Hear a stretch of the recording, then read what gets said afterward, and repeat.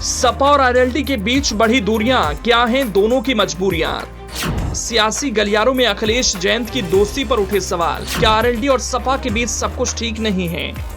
अखिलेश कहते हैं दोस्ती बनी रहेगी, जयंत कहते हैं हम नहीं तोड़ेंगे दोस्ती, लेकिन सबूत जो मिला इशारा तो कुछ और ही कर रहा है।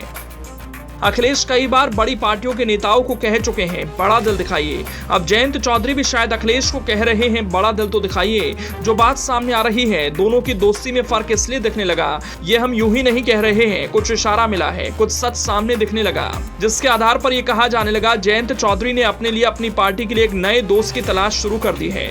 यह हम दावा क्यों कर रहे हैं, किस यकीन पर कह रहे हैं। सपा और आरएलडी की दोस्ती के बीच दीवार तो खड़ी हो रही है, वो बताएंगे, बस इस रिपोर्ट को आखिर तक देखिए। तर्क नंबर 1, अखिलेश जयंत की दोस्ती में दूरी की वजह। आरएलडी मौजूदा समय में सपा और अपना दल के साथ गठबंधन में है। आरएलडी ने 2022 का विधानसभा चुनाव इसी गठबंधन के तहत लड़ा था और 8 सीटें जीती थीं। लेकिन अब सपा और आरएलडी की दोस्ती के बीच एक दीवार बनती दिख रही है। दोनों के बीच मतभेद बढ़ रहे हैं। मतभेद इससे भी जाहिर होते हैं कि आरएलडी प्रमुख इधर सपा नेताओं के साथ मंच साझा करने से परहेज कर रहे हैं। वो मंच चाहे पटना में विपक्षी दलों की बैठक का हो या फिर अपना दल कमेराबादी के आयोजन का। चलिए, पटना में विपक्षी एकता की मीटिंग के दौरान तो जयंत चौधरी एक निजी कार्यक्रम में शामिल होने के लिए विदेश गए थे, लेकिन जब देश में थे तब भी सोनेलाल पटेल की जयंती के दौरान आयोजित शक्ति प्रदर्शन में शामिल नहीं हुए।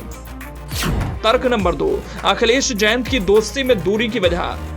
रालोद नेताओं के लगातार सपा और उनके नेताओं को लेकर हो रही बयानबाजी से भी अखिलेश जयंत के बीच दूरियों के कयास लगाए जा रहे हैं।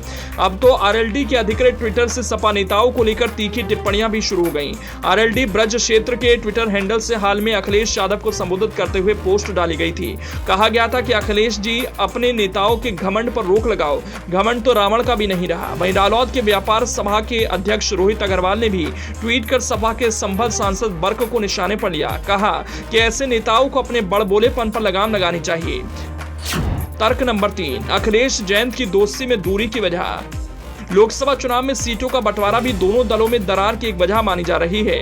रालोद यूपी की 80 सीटों में से कम 8 सीटें चाहती है। हालांकि उसने मांग 10 सीटों की रखी है, जबकि सपा की ओर से सिर्फ 4 सीटें दिए जाने की बात है।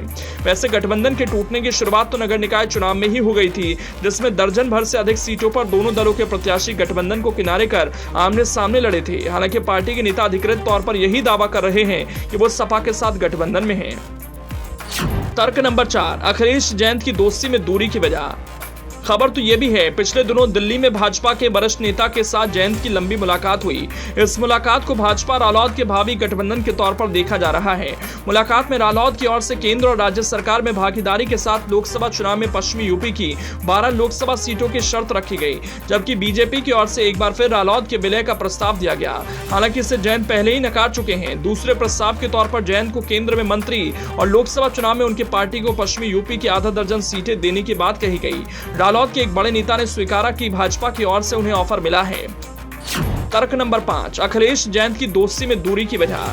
2024 के लोकसभा चुनाव को देखते हुए रालोद भी अपनी सभी संभावनाओं की तलाश में जुट गई है। अभी भले ही रालोद का गठबंधन समाजवादी पार्टी से है, लेकिन राजस्थान में रालोद के कांग्रेस से अच्छे रिश्ते हैं।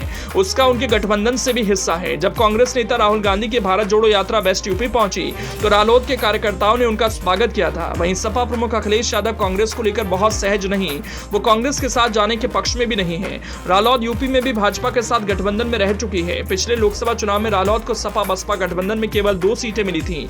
इनमें से कोई भी सीट वो जीत नहीं पाई। यही वजह है कि अब लोकसभा चुनाव करीब आता देख रालोद ने अपनी नई संभावनाओं पर काम शुरू कर दिया है।